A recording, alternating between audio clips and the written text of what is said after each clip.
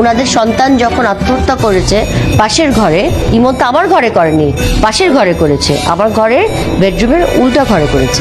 আমার ছেলে আত্মহত্যা করে না, আমি প্রথম থেকে বলেছি আমার ছেলেকে খুন করা হয়েছে এবং পরিকল্পিতভাবে খুন করা হয়েছে। গোটা দেশের আনাচে কানাচে এখন একটি প্রশ্ন, নায়ক সালমান শাহকে কি মেরে দেওয়া হয়েছিল নাকি এটি ছিল একটি অপমৃত্যু?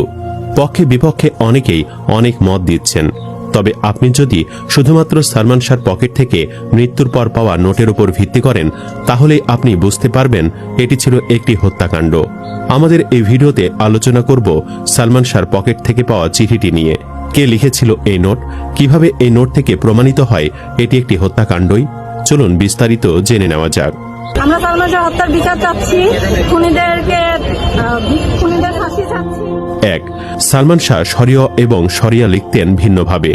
শরিয়া লেখার সময় লেজটা বাঁকা হয়ে মাত্রাকে ক্রস করে সুন্দরভাবে আবার মাত্রার কাছাকাছি এসে পড়ত, আর শরিয়ারের মাত্রাটা এমন ভাবে লিখত যেন শরিয়ারের পুটুলিটাকে কেউ সুরমা লাগিয়ে বাম দিকে টান দিয়েছে।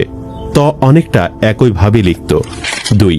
কিন্তু পিবিআই প্রকাশিত নোটে প্রায় 10 বার শরিয়া লেখা হয়েছে, কিন্তু একটাও তার স্টাইলে লেখা লাগছে না, যেহেতু একদম অরিজিনাল নোটের কপি পায়নি কোথাও।